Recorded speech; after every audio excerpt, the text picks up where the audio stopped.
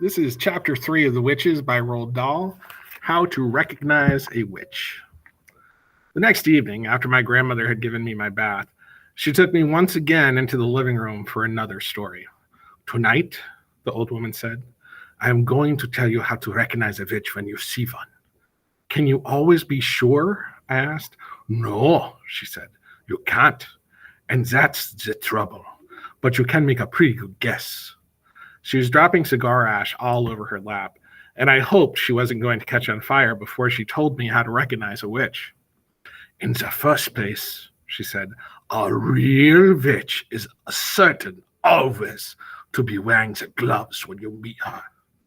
Surely not always, I said. What about in the summer when it's hot? Oh, even in the summer, my grandmother said. She has to. Do you want to know why? Why? I said. Because she doesn't have the fingernails. Instead of the fingernails, she has thin, curvy claws like the cat, and she wears the gloves to hide them. Mind you, lots of very respectable women wear gloves, especially in the winter. So, this doesn't help you very much. Mama used to wear gloves. I said, not in the house, my grandmother said. Witches wear gloves even in the house. They only take them off when they go to bed. How do you know all this, Grandmama? Don't interrupt, she said. Just take it all in. The second thing to remember is that a real witch is always bald. Bald? I said. Bald as a boiled egg, my grandmother said. I was shocked. There was something indecent about a bald woman. Why are they bald, Grandmama?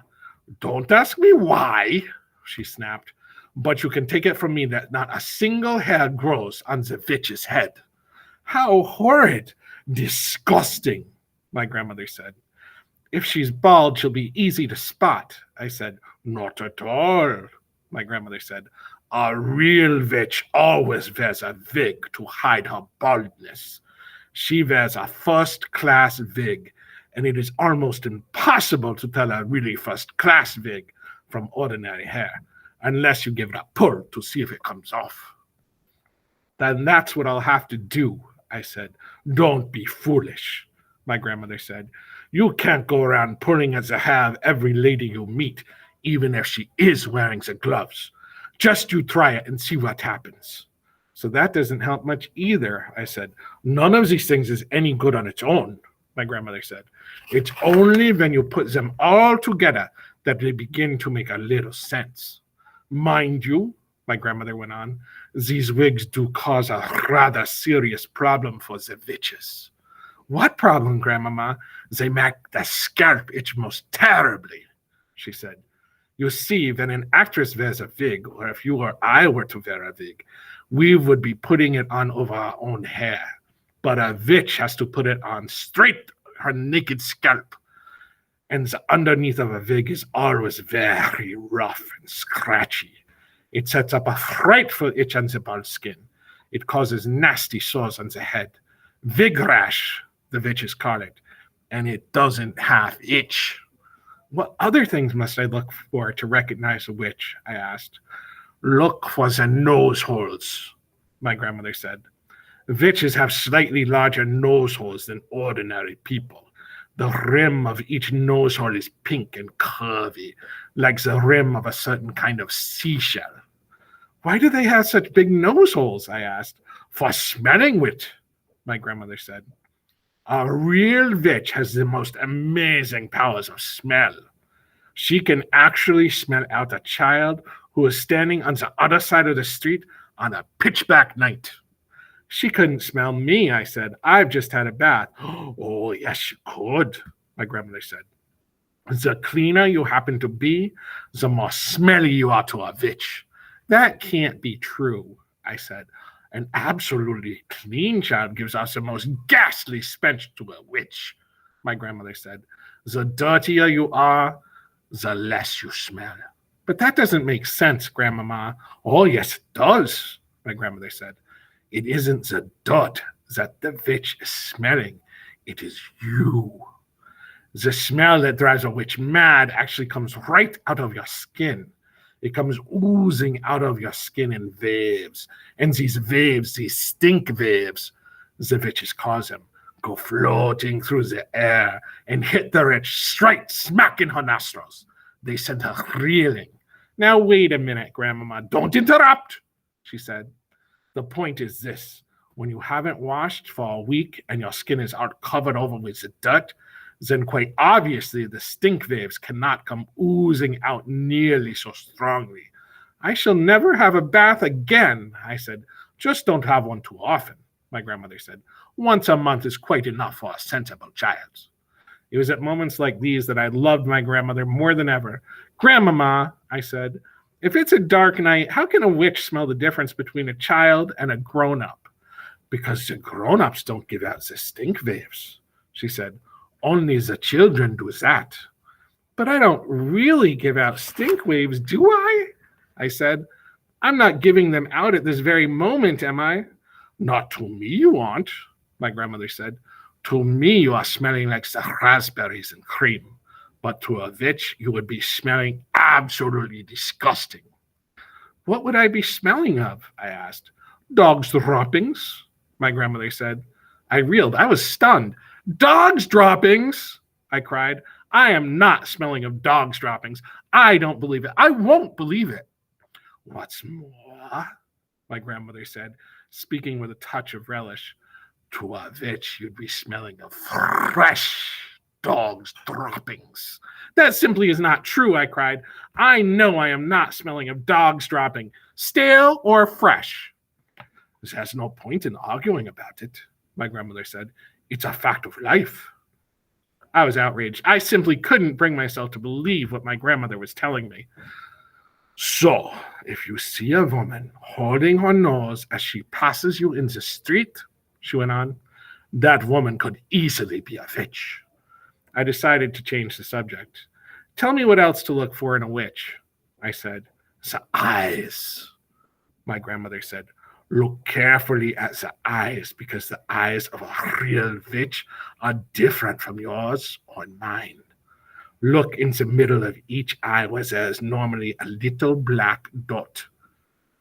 If she is a witch, the black dot will keep changing color, and you will see fire and you will see ice dancing right in the very center of the colored dot.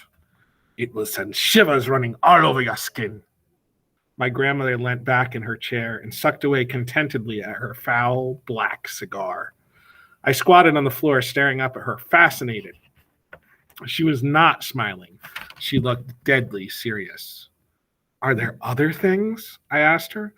Oh, of course there are other things, my grandmother said. You don't seem to understand that the witches are not actually women at all. They look like the women. They talk like the women. And they are able to act like the women. But in actual fact, they are totally different animals. They are demons in human shape. That is why they have claws and bald heads and strange noses and peculiar eyes. All of the which they have to conceal as best they can from the rest of the world. What else is different about them, Grandmama? The feet, she said. Witches never have the toes. No toes, I cried. Then what do they have? They just have the feet, my grandmother said. The feet have square ends with no toes on them at all. Does that make it difficult to walk? I asked. Not at all, my grandmother said, but it does give them a problem with their shoes. All ladies like to wear small, rather pointed shoes, but a witch whose feet are very wide and square at the ends has the most awful job squeezing her feet into those neat little pointed shoes. Why does she wear wide, comfy shoes with square ends then? I asked. She dare not, my grandmother said. Just as she hides her baldness with a wig, she must also hide her ugly witch's feet by squeezing them into the pretty shoes. Isn't that terribly uncomfortable? I said. Oh, extremely uncomfortable, my grandmother said. But she has to put up with it. If she's wearing ordinary shoes, it won't help me recognize her, will it, Grandmama? I'm afraid it won't, my grandmother said. You might possibly see her limping very slightly, but only if you're watching very closely. Are those the only differences then, Grandmama? Says one more, my grandmother said. Just one more. What is it, Grandmama? The spit is blue. Blue? I cried. Not blue. Their spit can't be blue. Blue as a blueberry, she said. You don't mean it, Grandmama. Nobody can have blue spit. Witches can, she said. Is it like ink? I asked. Oh, exactly, she said. They even use it to write with. They use those little old-fashioned pens that have nibs, and they simply lick the nib. Can you notice the blue spit, Grandmama? If a witch was talking to me, would I be able to notice it? Only if you look very carefully, my grandmother said. If you look carefully, you would probably see a slight bluish tinge on her teeth, but it doesn't show much. It would if she spat, I said. Witches never spit, my grandmother said. They daren't. I couldn't believe my grandmother would be lying to me. She went to church every morning of the week, and she said grace before every meal, and somebody who did that would never tell lies.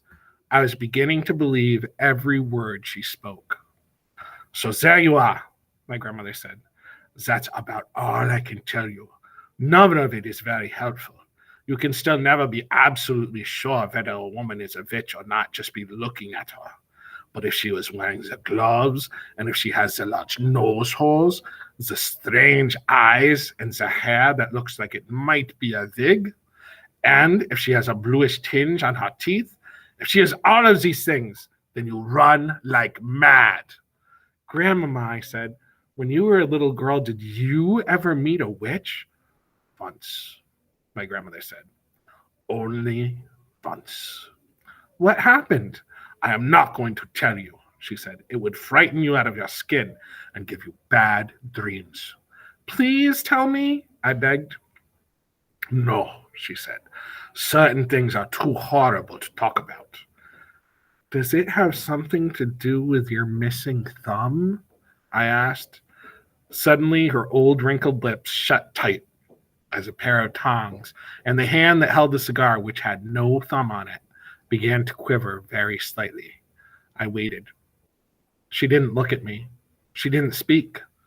All of a sudden, she had shut herself off completely. The conversation was finished. Good night, Grandmama, I said, rising from the floor and kissing her on the cheek. She didn't move. I crept out of the room and went to my bedroom.